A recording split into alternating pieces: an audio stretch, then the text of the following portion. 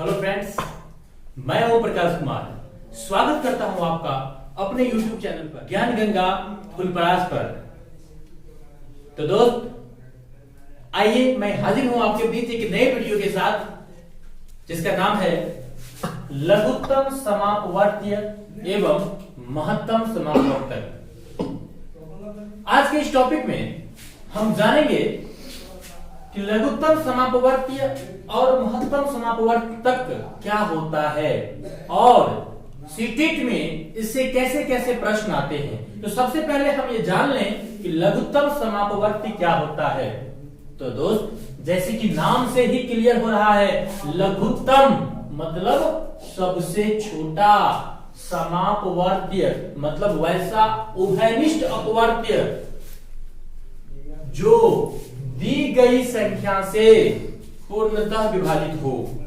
समापवर्ती का मतलब होता है जो मतलब वह संख्या समापवर्ती कहलाएगा जो दी गई संख्या से पूर्णतः विभाज्य होगा।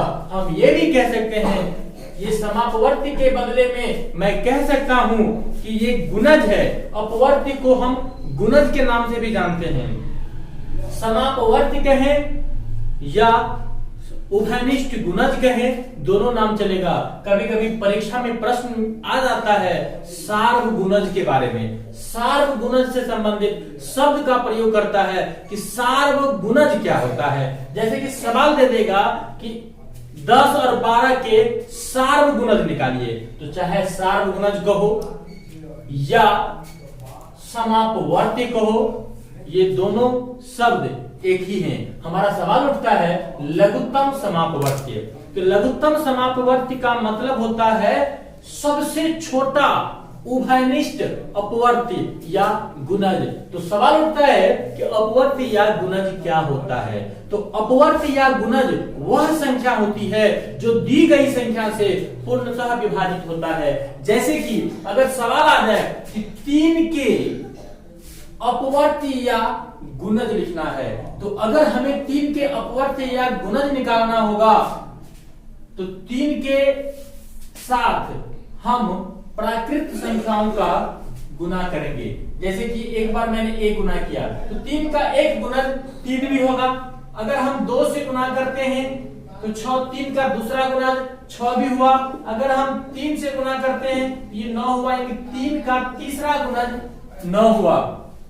इसी प्रकार से हमें जो भी गुणज या जितनी संख्या में गुणज निकालने के लिए कहा जाएगा उतनी बार हम दी गई संख्याओं से गुना करेंगे। यहाँ पे 3 के गुणज हुए 3, 6, 9, 12, 15, 18, 21, 24, 27, 30 डैश डैश डैश इस टाइप की जो संख्या होगी वो 3 का गुणज हुआ। और आप दोस्त जानते हैं कि 3 में अगर 3 से भागा करेंगे पूरा पूरी कट जाएगा, 6 में अगर 3 से भागा करेंगे तो पूरा पूरी कट जाएगा, 9 में भी अगर 3 से भागा करेंगे तो पूरा पूरी कट जाएगा। इसका मतलब हुआ कि ये 3, 6 और 9 3 के गुणज हैं। तो हर वह संख्या दी गई संख्या का गुणज होगा जो दी हुई संख्या से पूरा पूरी विभाजित हो जाए, उसको हम लोग गुणज या अपवर्ती कहते हैं। अब सवाल उठती है कि अगर सवाल में दिया रहे कि दी गई संख्या, जैसे मान के चलते हैं सवाल दिया हुआ है कि 6 और 12 का लघुत्तम समापवर्ती निकालें, तो किसी भी संख्या का अगर हमें लघुत्तम समापवर्ती निकालना है तो मेरे पास 2 विकल्प है। मैं 2 तरीकों से उनका लघुत्तम समापवर्ती निकाल सकता हूं। एक होता है दोस्त गुणनखंड विधि, एक होता है गुणनखंड विधि और दूसरा होता है भाग विधि। बचपन से लेकर आज तक हम लोग भाग विधि के बारे में पढ़ते आए हैं। गुणनखंड विधि भी हम लोग पढ़ चुके हैं, लेकिन सीटेट का ये क्वेश्चन है तो आज हम भाग विधि पर फोकस न करके मैं गुणनखंड विधि से फोकस करूंगा लघुत्तम समापवर्ती निकालने के लिए, क्योंकि सीटेट में ऐसे कई प्रश्न आते हैं गुणनखंड के संबंधित, तो एक साथ कई कार्य यहां से हो जाएंगे अगर मैंने गुणनखंड विधि पर फोकस कर दिया तो। आइए दोस्त मैं 6 और 12 का गुणनखंड विधि से लघुत्तम समापवर्ती निकालने की बात करता हूं। तो सबसे पहले हम 6 का गुणनखंड लिखेंगे। सबसे पहले मैं यहां 6 का गुणनखंड लिख रहा हूं। 6 का गुणनखंड होगा 1 2 3 और 6। दोस्त यहां एक बात ध्यान देने वाली है, अगर सिर्फ गुणनखंड की बात करेगा तो हम 1 2 3 6 लिख देंगे, लेकिन अगर सवाल यहां अभाज्य गुणनखंड की बात अगर करेगा तो फिर न तो 1 होगा और न 6 होगा। तब कभी कभी ऐसे प्रश्न आते हैं कि इस संख्या के अभाज्य गुणनखंडों की संख्या कितनी होगी। जब सवाल में अभाज्य गुणनखंड स्पष्ट कर दिया जाएगा तो वो संख्याएं छट जाएगी जो अभाज्य नहीं होगा, लेकिन मैं यहाँ पर केवल गुणनखंड की बात कर रहा हूं। तो 6 के गुणनखंडों की संख्या 1 2 3 6, फिर 12 है। अगर हम 12 के गुणनखंड की बात करेंगे तो 1 2 3 4 6 और 12 होगा। ये दोनों का गुणनखंड हो गया। अब हम इनका लघुत्तम, तो आइए दोस्तों अब हम बात करते हैं कि लसा यानी कि लघुत्तम समापवर्त्य कैसे निकालेंगे। अभी आपने जाना कि गुणनखंड क्या होता है, एक बार हम इसको फिर से रिकॉल कर लेते हैं। गुणनखंड कैसे लिखेंगे, जैसे कि अगर हमें 6 का गुणनखंड लिखना, बहुत सारे लोगों को ऐसा प्रॉब्लम आता है गुणनखंड लिखने में। अगर हम 6 के गुणनखंड की बात करेंगे तो हम इसमें सबसे पहले 2 से भाग करेंगे, 2 तिया 6, फिर 3 से करेंगे 1। ये जो संख्याएं आई है 1 2 3, ये 6 के गुणनखंड हुए। एक तो हर संख्या का गुणनखंड होगा, लेकिन जब अभाज्य गुणनखंड की बात करेंगे तो एक उसमें से छट जाएगा, क्योंकि एक न तो भाज्य है और न ही अभाज्य है। आप तो जानते हैं कि भाज्य वह संख्या होती है जिसका कम से कम 3 गुणनखंड हो या 3 अपवर्ती हो।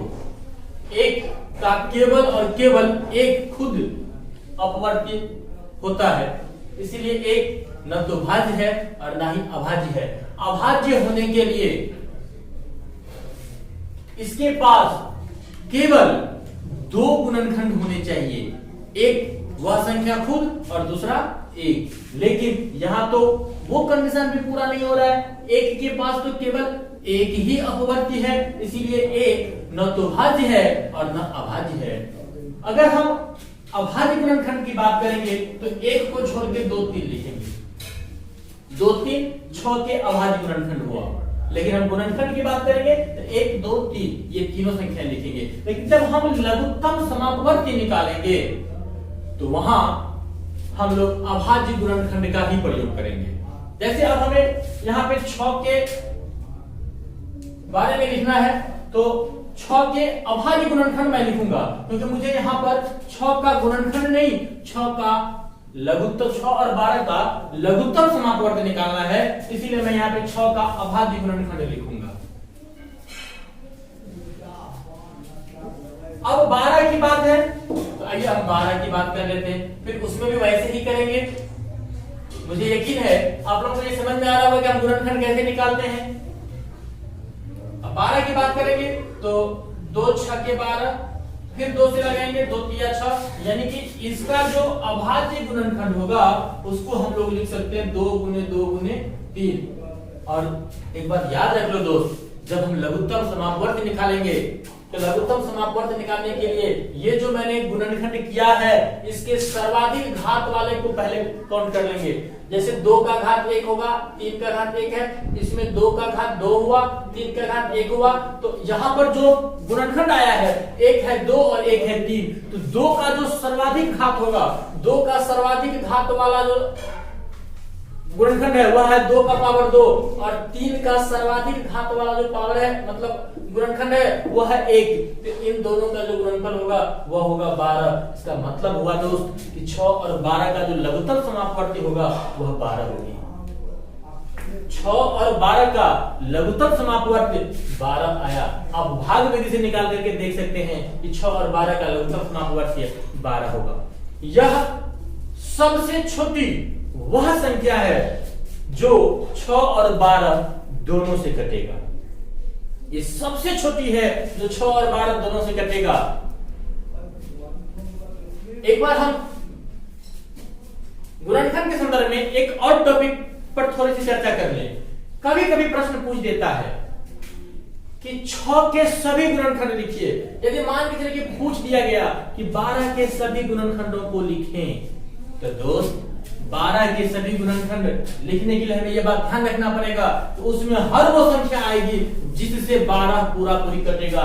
जैसे अगर हम 12 के गुणनखंड लिखेंगे तो 12 1 से भी कटेगा, 2 से भी कटेगा, 3 से भी कटेगा, 4 से भी कटेगा, 6 से भी कटेगा और 12 से भी कटेगा। तो 12 के गुणनखंडों में 1 2 3 4 6 और 12 आएगी। लेकिन जब हम अभाज्य गुणनखंड की बात करेंगे तो यहाँ पे 4 नहीं आएगा, 1 नहीं आएगा, 6 नहीं आएगा, 12 नहीं आएगा, केवल 2 और 3 रह जाएगा। तो 2 और 3 रह जाएगा। तो 12 के जब हम अभाज्य गुणनखंड करेंगे तो 2 गुने 2 गुने 3, 2 दूनी 4 तिया 12।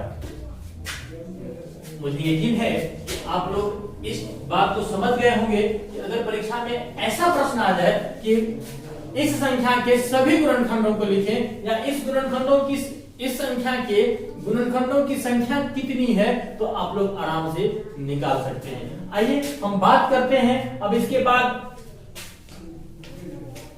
महत्तम समापवर्तक की। तो जैसे मैंने लघुत्तम समापवर्ती में जाना कि लघुत्तम का मतलब होता है सबसे छोटा अपवर्त्य। लघुत्तम का मतलब होता है, लघुत्तम समापवर्तक का मतलब होता है सबसे छोटा अपवर्त्य। ठीक उसी प्रकार जब हम महत्तम समापवर्तक की बात करेंगे तो महत्तम समापवर्तक में महत्तम का मतलब होता है सबसे बड़ा और समापवर्तक का मतलब होता है अपवर्तक है या गुणनखंड। अब समापवर्तक का मतलब होता है उभयनिष्ठ अपवर्तक। उभयनिष्ठ का मतलब होता है जो सब में हो। तो अब हम यहां बात करने जा रहे हैं महत्तम समापवर्तक की, मतलब ऐसे अपवर्तक की, ऐसे उभयनिष्ठ गुणनखंड की जो प्रदत्त संख्याओं में जितनी गुणनखंड होगी, कॉमन गुणनखंड उसमें सबसे बड़ा होगा। जैसे कि हम 6 और 12 की बात किए थे लघुत्तम समापवर्ती निकालने के लिए, ठीक उसी प्रकार हम 6 और 12 का ही महत्तम समापवर्तक निकालते हैं। तो दोस्त इसके लिए भी 2 विधि होता है, एक गुणनखंड विधि, दूसरा भाग विधि। इसमें भी मैं वही काम करूंगा, मैं भाग विधि को यहाँ प्रीफर नहीं करूंगा, मैं यहाँ पे चर्चा गुणनखंड विधि की करूंगा और मैं यहाँ पे 6 और 12 का महत्तम समापवर्तक भी गुणनखंड विधि से निकाल के आपको बताऊंगा। अगर जैसे मैंने वहां किया था 6 का जब मैंने गुणनखंड किया था, मतलब अभाज्य गुणनखंड किया था, तो मैंने लिखा था 2 गुने 3। और जब मैं 12 का किया था तो लिखा था 2 गुने 2 गुने 3। इसको मैंने लिखा था 2 के पावर 1 गुने 3 के पावर 1 और ये 2 के पावर 2 गुने 3 के पावर 1। उसमें हम ये जाने थे लघुत्तम समापवर्त निकालने के वक्त मैं जाना था कि जो सबसे बड़ा घात वाला होगा हम उसको लेकर के गुना करेंगे, लेकिन यहाँ पर जो सबसे छोटा घात वाला होगा हम उसको लेंगे। सबसे छोटा घात वाला भी वो संख्या जो दोनों में कॉमन हो, जो दोनों में हो। जैसे देखिए 2 का पावर 1 2 इसमें भी है और इसमें भी है, तो ये एक संख्या आएगी। और इसमें भी 1 3 है, इसमें भी 1 3 है, मैं यहाँ से 1 3 ले लूंगा, यानी कि 2 3 6 और 12 का मौसा हो गया 6। प्रश्न में एचसीएफ 6 12 कितना हुआ 6। आप भाग विधि से इसको टेस्ट कर सकते हैं, 6 और 12 का मौसा होगा 6। तो दोस्त सवाल इस पर अब ढेरों सवाल पूछने लायक हो गया है। सवाल कहेगा कि दी गई संख्या का लघुत्तम समापवर्त निकालिए, या क्वेश्चन ऐसा भी कर सकता है कि 6 और 12 के सबसे छोटे सार्वगुणज और सबसे बड़े सार्वगुणज का अंतर बताइए, गुणनफल बताइए, योग बताइए। कोई भी सवाल करे दोस्त तो आराम से सवाल को जब हम फेस करने लगे तो पहले धैर्यता के साथ, गंभीरता के साथ हमें सवाल को पढ़ना है। आइए अभी हम एक सवाल आपके बीच में डिस्कस करेंगे, फिर 1-2 बातें और जाननी है। जैसे कि हमारा एक सवाल है की संख्या 100 के सभी गुणनखंडों का योगफल क्या है। तो दोस्त अभी आपने जाना कि प्राकृत संख्याओं का या पूर्ण संख्याओं का हम लॉसर या मौसर कैसे निकालेंगे। अब हम लोग थोड़ी सी चर्चा कर लेते हैं भिन्नों के लॉसर या मौसर के लिए। तो दोस्त ये बहुत ही आसान बात है, भिन्नों का अगर लॉसर निकालना है,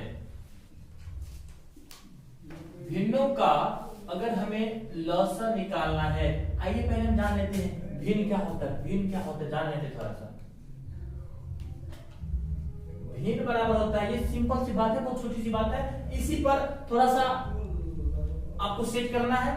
भिन्न का मतलब होता है अंश बटे हर। भिन्न का मतलब होता है अंश बटे हर। और जब बात करना है हमको भिन्नों के लॉसर की, तो भिन्नों के लॉसर की जब मैं बात करूंगा तो जैसे यहां अंश बटे हर होता है, पहले हम वही लिख लेते हैं। और यहां भिन्नों का हमें लॉसर निकालना है, तो इसके लिए फॉर्मूला होगा अंशों का लॉसर बटे हरों का मौसर। भिन्नों का अगर हमें लॉसर निकालना होगा तो इसके लिए हम फॉर्मूला यूज करेंगे अंशों का लॉसर बटे हरों का मौसर। और ठीक उसी प्रकार अगर हमें भिन्नों का मौसर निकालना होगा तो मैं इसके लिए फॉर्मूला का प्रयोग करूंगा अंशों का मौसर बटे हरों का लॉसर। कभी कभी परीक्षा में ऐसे ही प्रश्न आते हैं कि हमें दशमलव संख्याओं का लॉसर या मौसर निकालना होगा। तो दोस्त दशमलव संख्या को पहले हम भिन्न में बदल लेंगे। आइए देख लेते हैं। जैसे मान के चलिए कि अगर एक सवाल दिया गया है कि 0.3 और 3.5 के लॉसर और मौसर निकालिए, ऐसा अगर कोई सवाल दे दिया है तो हम पहला काम करेंगे, ये जो संख्याएं दी गई है, दशमलव संख्या जो हमें दिया गया है, मैं सबसे पहले इन संख्याओं को भिन्न में बदलूंगा। तो 0.3 को अगर मैं भिन्न में बदलूं तो सबको पता होगा ये 3/10 हो जाएगा। और अगर हम 3.5 को भिन्न में बदलेंगे तो ये 35/10 हो जाएगा। अब ये भिन्न के रूप में बदल गया। तो दोस्त जब ये भिन्न के रूप में आ गया तो इनके लॉसर या मौसर के लिए जो हम तरीका अपनाएंगे वो भिन्न वाली बात होगी। भिन्नों के लिए जो हम फार्मूला यूज करते हैं वही फार्मूला, भिन्नों के साथ जो हम व्यवहार करते हैं लॉसर या मौसर निकालने के लिए वही व्यवहार अब इन संख्याओं के साथ भी करेंगे। और इसके आधार पे जो हमें लॉसर या मौसर प्राप्त होगा या मौसर होगा। तो दोस्त मुझे यकीन है आपको ये वीडियो पसंद आया होगा। इस टॉपिक पर आधारित बहुत सारे अच्छे अच्छे ऐसे सवाल हैं जो सीटेट में पूछा गया है। मैं इसके लिए आपको एक अलग से वीडियो बनाकर अवेलेबल करा दूंगा। तब तक के लिए बने रहिए हमारे इस चैनल के साथ। जय हिंद, जय भारत।